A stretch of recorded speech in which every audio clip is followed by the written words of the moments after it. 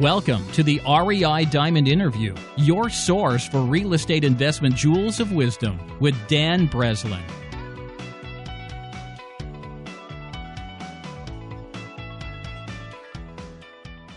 Welcome to the REI Diamonds podcast, your source for real estate investment jewels of wisdom. I'm Dan Breslin, and on these REI Diamond interviews, I bring you the real estate investment community's brightest and most successful minds.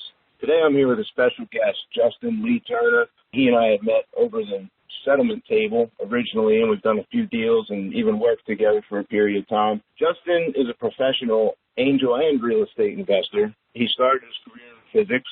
He then spent 10 years on Wall Street as a mathematician, trader, and a fund manager. He bought his first investment property in 2002, and for the last 6 years, he's been a full-time investor and has amassed a portfolio of more than 100 properties.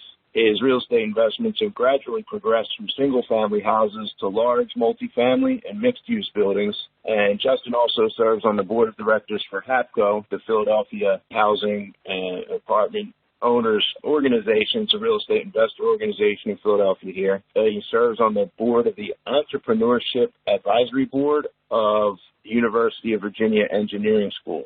I believe I got that right, Justin. So welcome to the call. Appreciate having you on here, Justin. Great. Thanks for having me. So why don't you give us a little bit of a background? How did you get started? You have a very varied career path here that led to where you're at today. I mean, how did you get started in the real estate business? Yeah, I definitely have a varied career path. I think that's not atypical for entrepreneurs.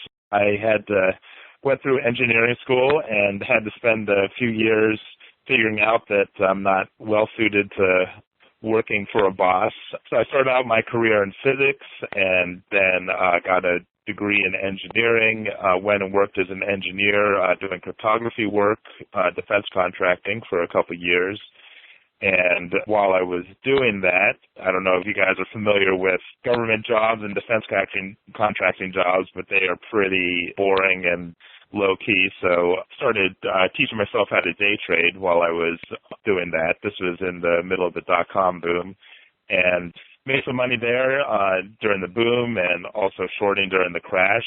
And I decided to take that money and use it as a down payment to buy a house. So I was looking around Philadelphia to buy a house, and obviously I had an investor mentality already. This was early 2000s, and I got it in my head that, well, you know, it's the right thing to do to buy a duplex and rent out one and live in the other. So I started looking for a duplex or a triplex, and I stumbled across 5-unit property up in the art museum. And I say 5-unit property, that's what it was zoned as, but it was actually being used as an illegal rooming house. And so this was a crazy property. It was filled with alcoholics. There was a crack addict in one of the rooms. And nice. It was owned by this old Polish guy who would actually walk around with a Rottweiler around the neighborhood, and he would just collect rent each week from these characters that were in the building. Some of them were actually nice guys. I got one who actually stole rents from me, but for the most part, they were a little off. And so, you know, being young and adventurous and not really knowing what I was doing, I bought that property, and I knew a little bit about doing construction work, just enough to be dangerous. So from having been used kind of as slave labor by my uncle growing up. So, you know, one by one, I took those rooms and converted them back to apartments. So what the guy had done, had taken like a typical one-bedroom, you know, 500 square feet, 600 square feet, sort of one bedroom, and chopped it up into 3 rooms. So he had like carved a room out in the middle of the living room. That was one room, so you were left with a skinny little hallway to go to the kitchen, a skinny little hallway to go to the bathroom, and then he had taken the bedroom and chopped it right down the middle and turned it into 2 bedrooms. So these were not, wow. This was not even set up as your normal Philly rooming house. It was like a little rat maze. So by this time I just quit my engineering job and gotten my first Wall Street job kind of as a technology mathematician role for a little brokerage right above the Philly Stock Exchange. So I would get up at 8 in the morning or get in at 8 in the morning, go do that job, then, come back at 5:30 or 6 and swing a hammer until 11 or 12 at night, and then go back in the next morning with paint in my hair and that sort of thing. And I did that for probably about a year and a half before I turned that whole building back into apartments. And yeah, that almost killed me. And, I probably by the end of that swore that I would never do it again. And then, of course, a year or so later, I went and did it again. So that was pretty much my start. I kind of fell in love with the process of taking something and transforming it. Very different from stock trading, where you're just, basically moving numbers around. So it was cool to see the physical transformation and to actually see the value you're creating. So that was my first experience in Wall Street, in real estate, and that's what really got me hooked. Nice. Yeah, that's interesting, because a lot of people will look at somebody with 100 units, and you're not the guy now who's, driving around in the pickup truck full of tools, fixing properties. Like you have two types of landlords. Some are very active, hands-on with the fix it themselves kind of mentality, and then you have like the other guys who are completely professional who, I'll be honest with you, I didn't realize that you had done the work yourself on the first one. It's just like my own story to see that you actually were swinging the hammer and doing those kind of things up front to get your teeth cut in the business. That's pretty cool. Now, yeah, well, me swinging the hammer wasn't good for anyone, but that is how the first one went down. Nice. Now, that property in the Art Museum area appreciated when the market, I think the neighborhood changed. Did you intentionally choose that property with the anticipation that the neighborhood was going to improve the way it did, Justin? So when I bought that property, I was familiar with the neighborhood, and it was clear that it was a gentrifying neighborhood. To be honest, I didn't think things through very well at all on that property. So I think instinctively I knew it was a good place to buy, but I'm normally a very systematic, I should say I've become a very systematic and thought out person. But at that point, I think I pretty much bought that one on instinct. Knowing what I know now, I would have approached things very differently on it. So back then, this property was on the 2000 block of Green Street. Back then, it was a mix of yuppies, and it formerly been a Puerto Rican neighborhood, so there are a lot of Puerto Rican residents still in there. But it was a changing neighborhood, but it was already a pretty decent neighborhood. Okay. Now, you said you would have done some things different. I mean, can you give me an example of how that different thought process now, if you had that deal to do over again? I mean, what specifically might you have changed? Sure. I don't know if there's any one big thing, but, I think that a big part of being successful in real estate is being systematic. It's a business that can really be broken down and analyzed very well, unlike some other businesses. So, from everything from the purchasing process from searching for deals to the purchasing process to the renovation to the refinance and to the leasing. I mean, everything that I did there was just by the seat of my pants. And sometimes you have to do that to learn, as opposed to now I would have done everything a lot more systematically. So, I guess I kind of chose to learn through trial by fire in this business, as opposed to, doing what hopefully your listeners are doing and, going out and reading and listening to people who have been through it and done it already, and learning from other people's mistakes instead of doing what I did, which was pretty much making every mistake once myself and paying for it. But, I still managed to come out whole, but I could have definitely gotten to where I am in this business by making, a lot fewer mistakes and costing myself a lot less money with those mistakes if I had done more research up front, I think.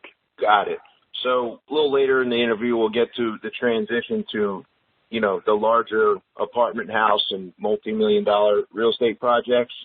But right now, let's focus on, you were working full-time, you bought this property in the Art Museum area, you were swinging the hammer, you were, learning trial by fire, and throughout that period, because 6 years ago you went full-time in the business, I mean, what had to happen? How many properties did you accumulate between the beginning and then the position that you were forced or chose to go full-time in the business? And was there like a big transition point or some place you came to where the decision became obvious, and like what may have triggered that to go full-time in business? A lot of people, they quit their job ahead of time, but it seems like if I do the math, from 2002 when you got into the game to 6 years ago when you went full-time, you patiently continued with the full-time business. So can you give us a little bit of insight as to the shift there, Justin? Sure. So I guess after Green Street, I bought another property in the art museum, bought a duplex, and turned that into 2 condos. I sold one of them. I still rent one of them. And after that, I bought a package of student houses. And then after that, I started partnering with a friend of mine who I had met on a job, actually, but he's a 5th-generation plumber, so it was a good fit because even though I know a little bit about it, construction, I really don't know that much. And so he was able to kind of supplement his strengths or my weaknesses and vice versa. So we partnered up and started purchasing properties in the Philly neighborhood, so West Philly, Germantown, South Philly. So we bought one trial property out on 54th Street and renovated it, rented it out, and refinanced it. And that was kind of our sample to get the process down. And then we started gradually scaling up and buying more and more of those. So, our general model was we were buying distressed properties. We started doing this in 2006. So the housing market crashed around 2007. So during those years, there were a lot of foreclosures on the market. So that's a lot of what we were buying were foreclosures and pre-foreclosures. These were generally houses that ranged from needing new kitchens, new baths, and patch and paint to more often just needing a complete gut, all new electrical, plumbing, and most new walls and a whole bunch of other stuff. So what we would do is pick these properties up for cheap, renovate them, and rent them out, and then package several of them together and get a blanket loan to pull our money back out of them. And so basically we recycled the same capital over and over and I kept accumulating these houses. By the time I transitioned over to doing real estate full-time, we had probably accumulated 50 or 60 houses in that manner. And, in order to do that, I think the key was just systematizing everything and doing things systematically. Because, if you're trying to do that many deals and you have to think about how to do things every single time, it's just going to drive you crazy. So I think we built a process, had a procedure manual, had checklists, and really got the process down to science. So it was just basically turning to crank for these properties. And, the advantage of those sort of properties is, unlike that first property that I bought in the art museum area, where that was kind of a unique sort of situation, there are so many row homes in the Philadelphia neighborhoods that, and a lot of them are pretty much the same. They're 3-bedroom, 1-bath, 1,100 square feet. A lot of them even have the exact same layout. So you really are able to, and there are just a lot of them for sale. So, you really are just able to set up a system. After you look at a dozen of them, you know exactly how to value them, and you know exactly what you're looking for. And so you really are able to create a systematized business. So I guess to get back to your question, in 2007, I was working on Wall Street doing something called Statistical Arbitrage, which is a mathematical style of trading.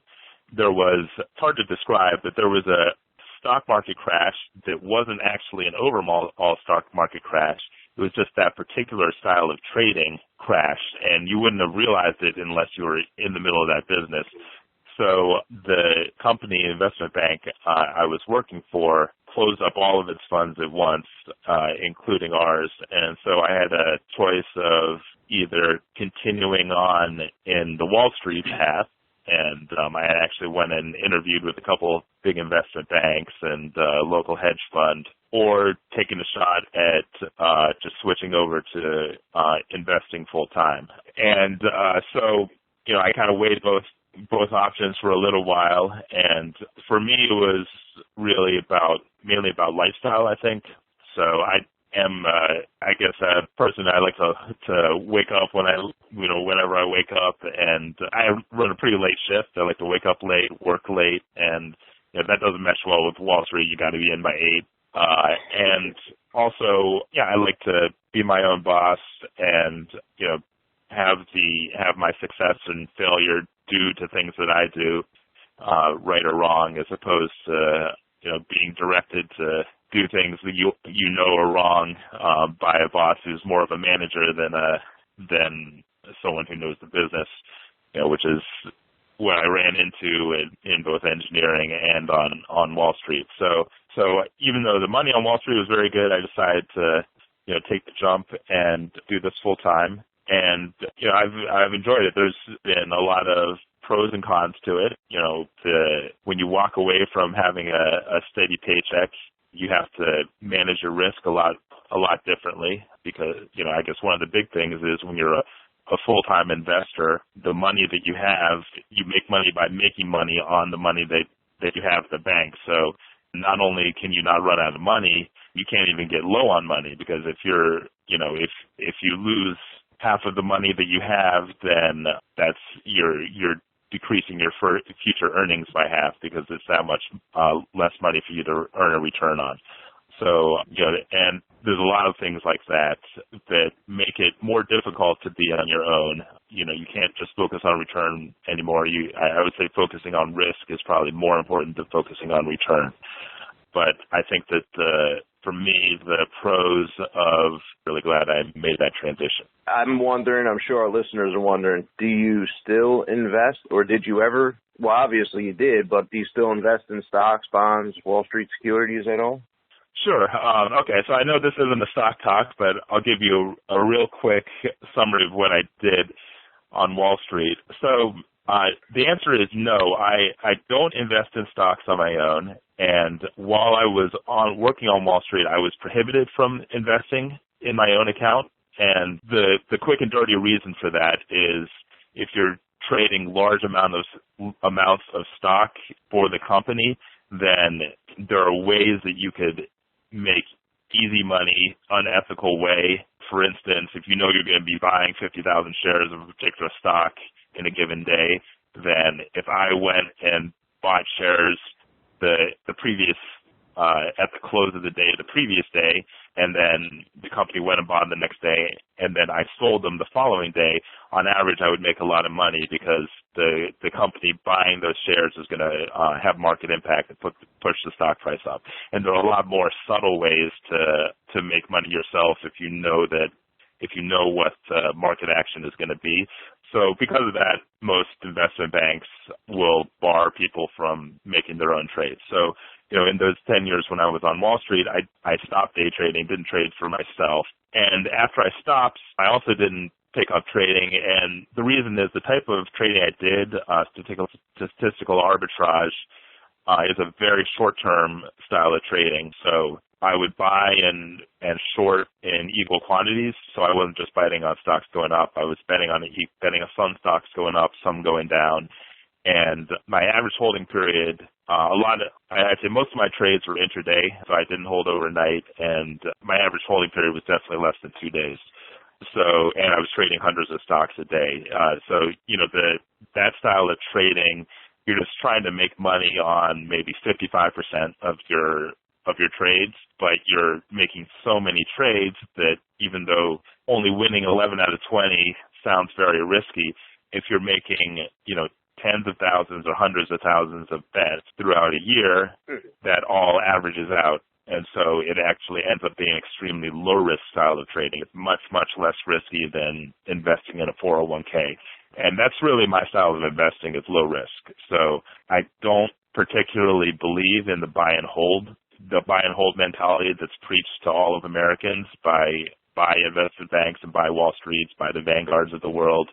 I think that the volatility in the market, especially in the in the last 10 years where it's grown dramatically, the risk that creates is not justified by the return that you get. You know, if you buy ETF or a mutual fund, they teach you in business school to expect maybe 10 to 12% over the long run, you know, but on a given year, you might be up or down 30%.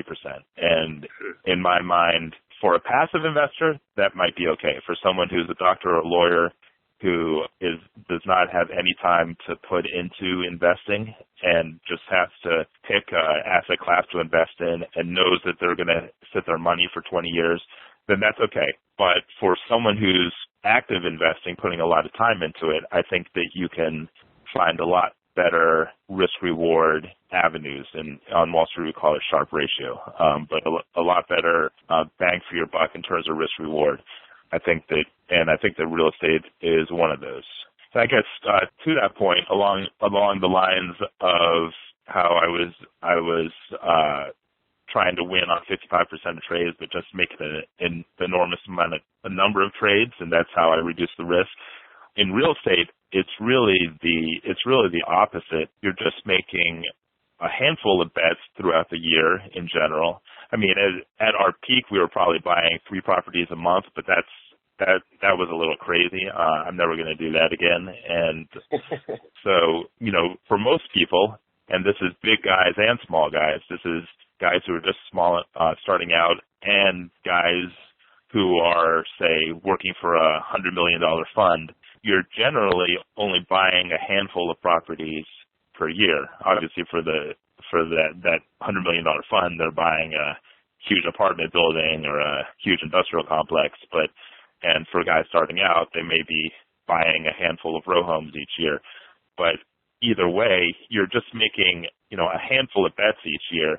And because of that, it's really, really important that you make those bets correctly and that you pay attention to risk. So when I was building these mathematical trading strategies, if I found a strategy that made money 55% of the time and lost money 45% of the time, and the average expected profit was high enough, then, you know, that was awesome. I would jump on it. In contrast, I think in real estate, if you find a deal that you think will make money with 90% certainty, but there's a 10% chance that it could lose money, I think that for most people, the right answer is to pass. And, you know, I would say not just pass, run away screaming. I mean, I think that the beauty of real estate is that you can, once you do a few deals and really have an understanding of how everything works,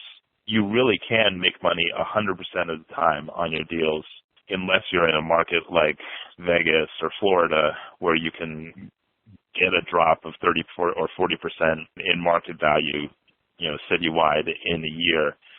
I don't think that'll ever happen in Philadelphia. And just to go on another tangent, I mean, the reason is Vegas is a very specific economy, right?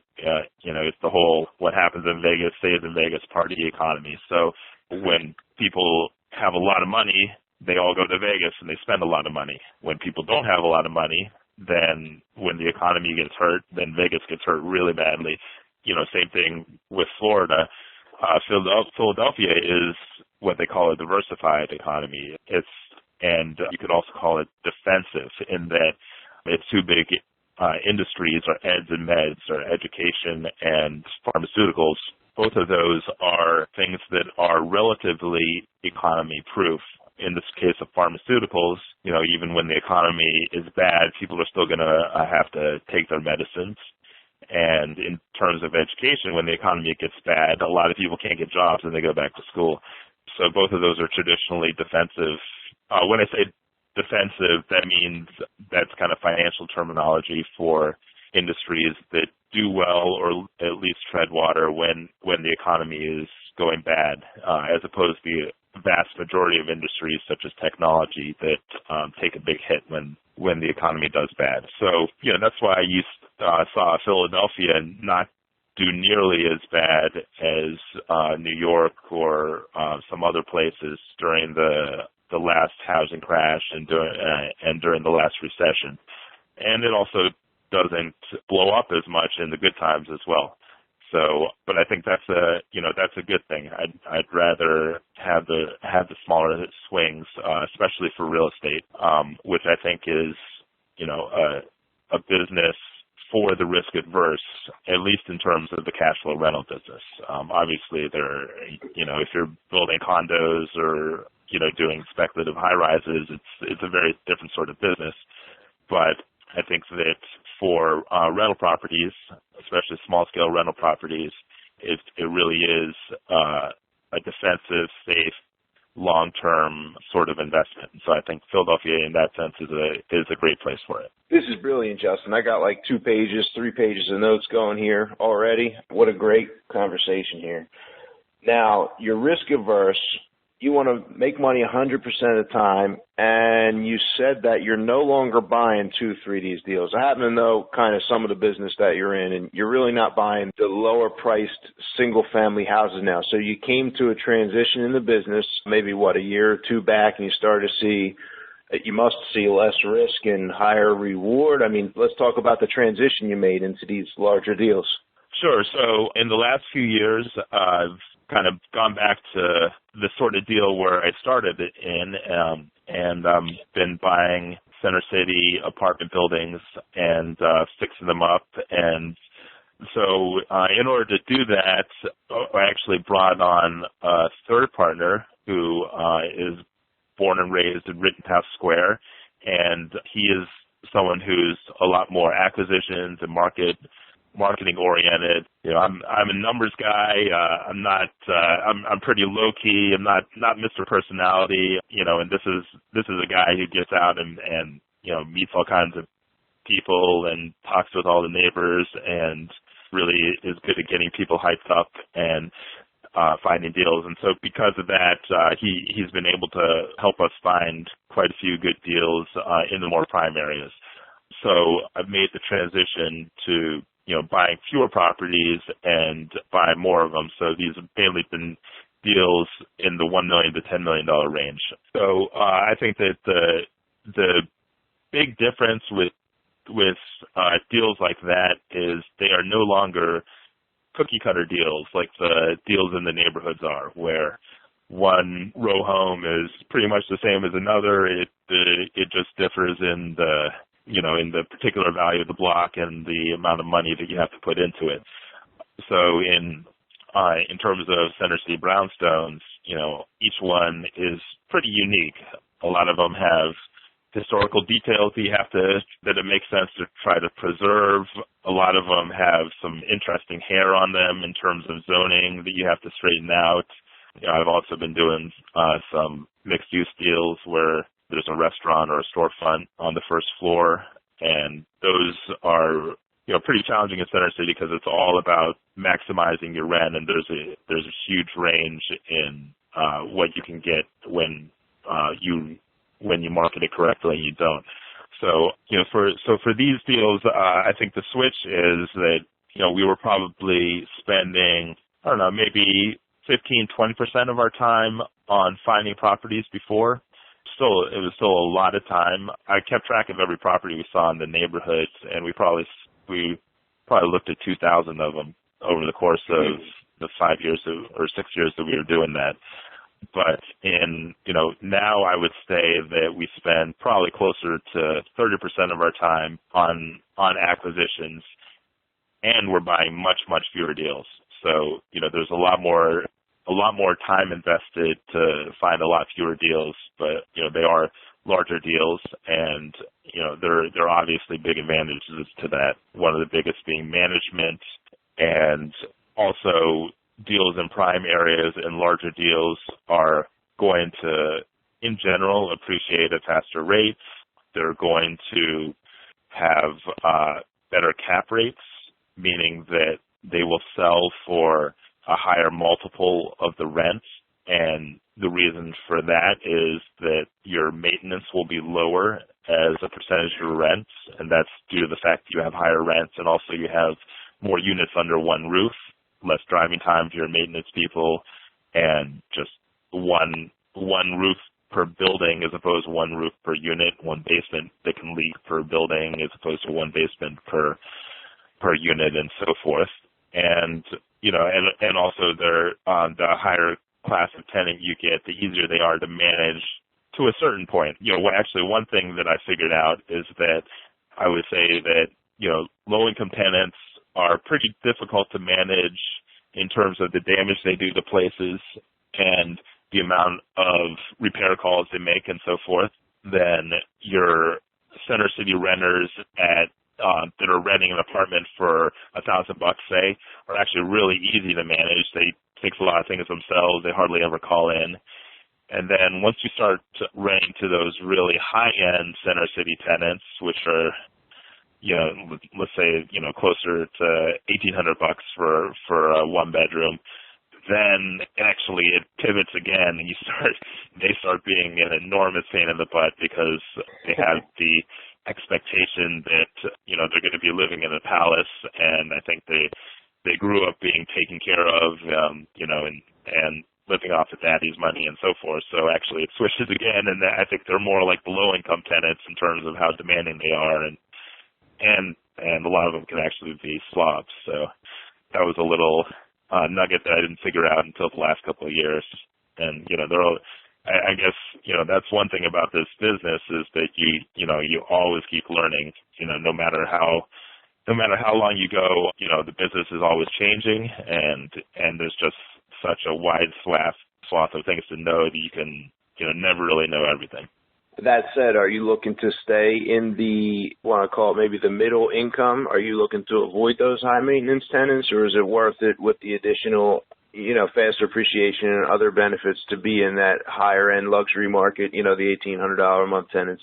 Yeah, I think that it's all, I'm a systems oriented mathematical person, as you know, and so, I think it all gets entered into the analysis. So I don't mind renting to the high rent people. I don't mind renting to the mid rent people. And, I would even go back to buying places in the neighborhoods. I wouldn't buy single families at this point, but, I'd buy a large multifamily in the neighborhoods and rented those tenants if the numbers made sense on it. So, and it's not just the cash flow numbers. You have to also figure out all of the things like appreciation rate, factor in maintenance, factor in liquidity of the building, how easy it will be to sell once you decide to sell it. Actually that's something that I didn't think through as well as I should when I started investing in single families in the neighborhoods. But you basically have two choices there. One is to sell them off one by one to homeowners, which is obviously an enormous undertaking if you have a lot of them. The other is to try to sell them as a package to an investor. And so that is very difficult for a package of single-family homes just because you have such a limited number of people who are willing to buy that sort of thing. Whereas if you have 8-unit building off of Rittenhouse Square, everyone in the world is looking to buy that. So, not only do you sell for a higher cap rate there, but you can sell much more easily. So, there are some markets where you may just not be able to sell that portfolio of row homes in the neighborhood at all. I would say a year or two ago was one of those markets where, you just weren't going to find any buyer for it. And whereas for a prime building, no matter what the market is, you'll always be able to find a buyer. And even if you go in with the intention of holding forever, there's a value to flexibility. I mean, everyone goes through cycles in their life, just like the market goes through cycles. And having flexibility, it's an intangible, but there is definitely a lot of value to that. And so, I think that's one thing that I've learned as I've gone along is how to factor in intangibles in the buying process, in addition to just crunching the numbers. And in the talk that we're going to have on August 12th, I'm going to focus on looking at deals by the numbers and analyzing all kinds of different scales of deals. We'll look at everything from a house to a 40-unit building, but we'll also talk about what the different intangibles are that go into the value of a property, and why you can't just look at the numbers. Even though, as a mathematician, I would love to just look at the numbers. You really can't just do that. There's a lot more to it, the buying process than that. That's great, because so many people say, oh, yeah, it's all about the numbers, but you're absolutely right. There are a lot of intangibles, and I'm excited to hear what you had to say coming up on August 12th for sure. But I'll tell you what would be your average day? I mean, what's a day in the life of Justin Turner at this point? How do you invest your time throughout the day? And it can be real estate related or even some of the other things you're working on. Sure. Well, as you know, I do some angel investing. I'm not going to talk too much about that, but that's investing in high-tech startups. I did start out as a techie. Even though I'm kind of a dinosaur in terms of my skills, I have a real appreciation for entrepreneurs that go out there and start a technology business. By the way, that is the polar opposite on the risk spectrum from real estate. So whereas with real estate, I think that you can structure a business so that you're making money basically on every deal. In technology, no matter how great in startup technology, no matter how great your idea is, you really don't know with any certainty that you're going to succeed. And you might not know for 3 to 5 years. So, these guys, basically quit their job or, put their entire life on hold and go in and work, for 60 hours a week, living off of pizza and soda, and do it for years at a time, shooting for that big exit, that big sale, trying to sell their company for $10 to $100 million, but there's a good chance that they'll have spent 3 or 5 years and have absolutely nothing to show for it aside from a lot of learning experiences. So I think that that's a really interesting lifestyle that I would never want to live myself, but I do invest in those sort of companies, and I don't think it's from a risk-reward perspective, I don't think it's that great of an investment, especially not compared to real estate. But so I do it kind of half as an investment, and half as a passion and trying to support people who are really smart and savvy, young folks doing really cool things. And and I also think that sort of innovation is what drives this country. And really what helps to pull us out of it's what's pulled us out of the last few recessions, the dot-com boom and so forth. So, I like to dabble in that. In terms of my working day, in terms of real estate, it's hard to say what a typical day is because it really varies throughout the year. At this point, I've tried my best to keep our company lean and mean. So even though we do a lot of renovations and manage a lot of properties, we only have 2 people in-house. So, I deal with managing both those people. We also keep a steady stream of contractors working, although my partner handles managing those. And so I basically oversee the various portions of our business. So I oversee property management. I get involved heavily in acquisitions when we're working on a deal, and that can be 40 hours a week by itself. And then when we don't have a deal going or we don't have potential deals going, then that might be only 5 or 10 hours a week of my time. And come tax season, as your listeners know, probably income taxes, real estate taxes, rental licenses, and in my case, insurance renewal and a couple other things all hit at about the same time of year, the beginning of the year. So that time of year, it's all paperwork and number crunching, and that's probably the least fun time of the year.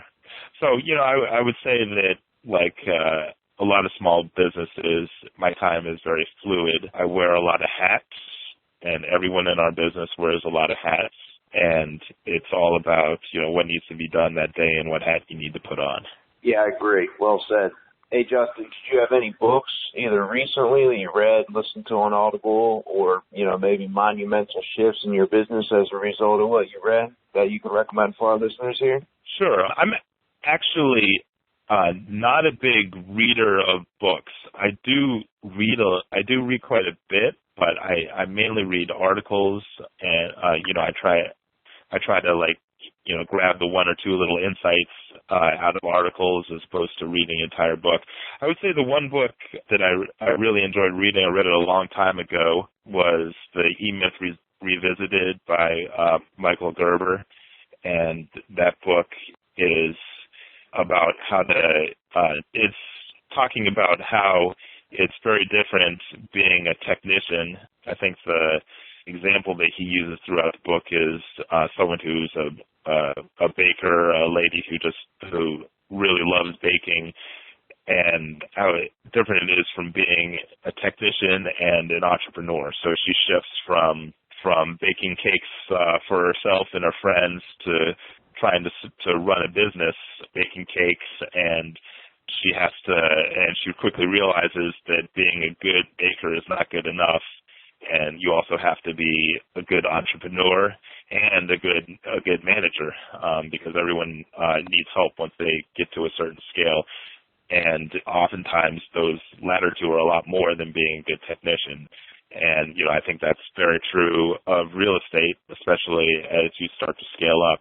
It's important to know how to do everything, because you can't really manage other people effectively if you don't understand what they're doing. But at the same time, in order to grow, you have to learn how to do less and less yourself, even if there are things that you think that other people can't do as well as you. And even though he doesn't put it this way, I think the book is how to approach a business like a systems engineer, and to take everything that you do in your business, and for everything possible that is possible break it down into systems and write procedures for them, so that you can take something that you're doing and hand it off to someone else with no ambiguity. You can just say, all right, these are the steps that you need to follow, and you can walk them through it once, and they can run with it. And so, that's something that we do in our business. We have a business procedures manual. It probably has 20 or 30 different checklists and procedures in it. Everything from how to post a Craigslist ad, how to pay a utility bill, how to buy a property, and so we have a checklist of probably 20 or 25 things that we go through for buying each property, and that's something you may not need everyone may not need the other two, but that's something that everyone has to have. Same thing for refinancing property, same thing for selling a property. There's so many little details that need to be taken care of each time that the only way to ensure that you don't miss one is to have a procedure, have that checklist. And so the beauty of writing these procedures out is, one, just the process of writing them out helps you think through them in a way that you probably wouldn't otherwise. So you actually might learn how to do things better just by writing them out and thinking them through. And then it also helps you to hand them off to an employee, or in our case, often to an intern. And I know you've met a couple of our interns.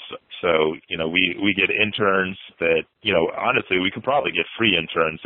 It's amazing how many people are willing to work for nothing. It's an unfortunate sign of the kids who are in school and coming out of school now. But, we pay our interns $9 an hour, and we actually just have two interns, and we have the procedures manual. A lot of it was actually written by our interns over the year, and the interns usually stay for 1 year, and when they're done, the intern takes the procedure manual and trains their replacement. And actually, so the last intern that started about a month ago, I didn't spend any time training her on her duties. She was trained by the previous guy, and she just picked up everything and is doing great. So, real estate is the perfect business for being able to systematize things, because it doesn't change nearly as fast as other businesses do. If you're a startup technology guy and you're trying to build the next Facebook, you're pivoting constantly. Where your business is heading, is probably very different from what you were doing 3 months ago. With real estate, the fundamentals are the same as they were 100 years ago. And some of the rules, some of the technology has changed, but it doesn't change that fast. And so it really is the perfect business to set up like that and to systematize. So I would say that book, The E-Myth Revisited, is if there's one book I would recommend everyone to read, it would be that. And in terms of other things that I read, I mean, it's really more interacting. I interact a lot on the HAPCO message board. HAPCO is a landlord association here in Philly. The largest one has a couple thousand landlords, small landlords. So, I still learn a lot by reading what people are posting on there, especially about the idiosyncrasies of PDW and things like that. And then, aside from that, I'll scan for recent real estate articles in national news or local news, and I try to keep up on economics and what's going on in general also. But that's mainly, I spend probably half an hour or an hour each day just surfing the web and reading various things. Nice. Well, we're getting to the top of the hour, so I have one final question for you, Justin, that you can answer two ways if you have two separate answers. And one would be for the investor just getting started, and the other way I would like you to think of it is for a seasoned pro. And the question is, do you have any final jewels of wisdom to share with our listeners? Sure. Okay. So for the investor just getting started, I would say don't do what I do unless you have a lot of money and hair loss and aggravation to burn. Do your research ahead of time. Read up on different approaches. There are a lot of people that you can read about who have different approaches to investing in real estate. Try to get a lot of different perspectives. And if you can, and you definitely can, find an investor or multiple investors who have been doing it for at least 5 years, and talk to them, get their advice, and ideally, when you go and buy your first deal or second deal or third deal, run it by them and make sure that they don't see anything that you're not thinking about. Because probably the biggest piece of advice that I could give is that in real estate, buying a good deal is good, but there's no deal that is so good that there isn't another deal you can find a little ways away that is almost as good. So there's no home run that's so much better than any other deal that it's a huge mistake to miss it. So I would never feel bad about missing out on a deal. On the other hand, buying a bad deal is an enormous mistake that can haunt you for years. So it's all about buying right. So just err on the side of saying no. Like I said earlier, if you see a deal where I'll even increase the numbers, I would say where you think it's a 95% chance that it's a big winner and a 5% chance that it's a loser, I would run away screaming from that deal. This is a business that's a risk-averse business. If you're doing it right, you should be able to steadily and consistently grow. And the easiest way to do that is just not to take losses along the way. Is to just be very careful and go into your evaluation, go into your deal-making process looking for a reason to walk away. Don't fall in love with deals.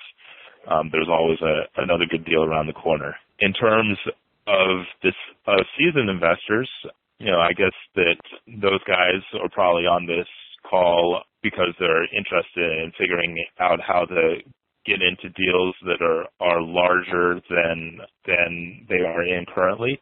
And, I'll go into the details of that a lot more during the talk. So, there are differences in how you do the financing.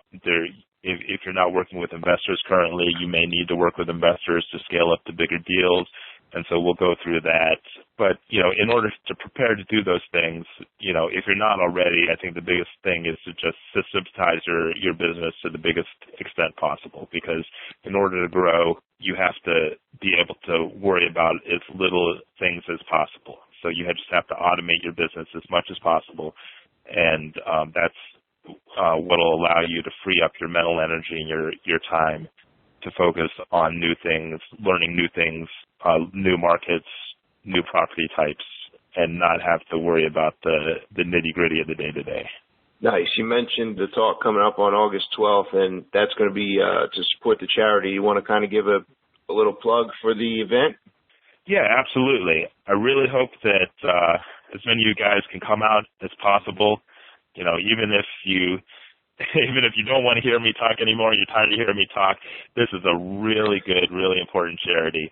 It's called Children's Services Incorporated, and what they do is it's a nonprofit composed of therapists, psychologists, and psychiatrists, and they provide psychological work to abused and neglected kids who don't come from wealthy families.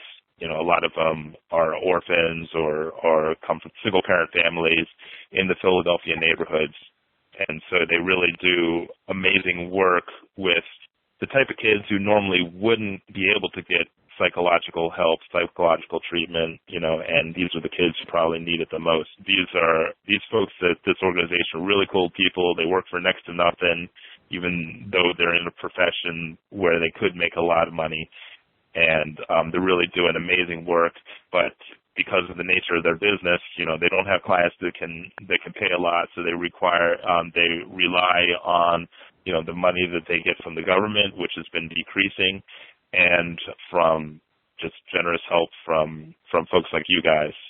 So it would be awesome if some of you guys could come out and hopefully learn something, and hopefully contribute, in a small amount, whatever you can, to this organization and their really important mission. Nice. So that's going to be on August 12th of 2015 at the Manioc Brewery. You can get information for that at www.bringphilly.com. And if you're interested in making donations ahead of time, you know, can be small, can be big, totally whatever you can afford. They're greatly appreciated here. The website is www.csichild.org, and I will include that in the show notes. Well, Justin, I appreciate you. I'm sure everybody on the interview listening here appreciates that you came out for the REI Diamond interview today, and we'll look forward to meeting you on August 12th in person there. Great. Thanks so much, Dan. I really appreciate your time. Cool. And thank you all for listening to this episode of the REI Diamonds interview, your source for real estate investment jewels of wisdom.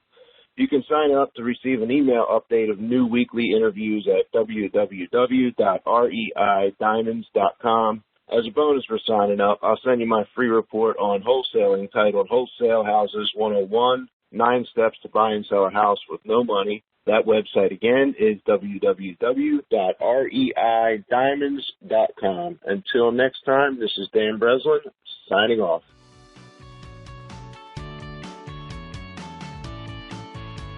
Thanks for listening to the REI Diamond Interview.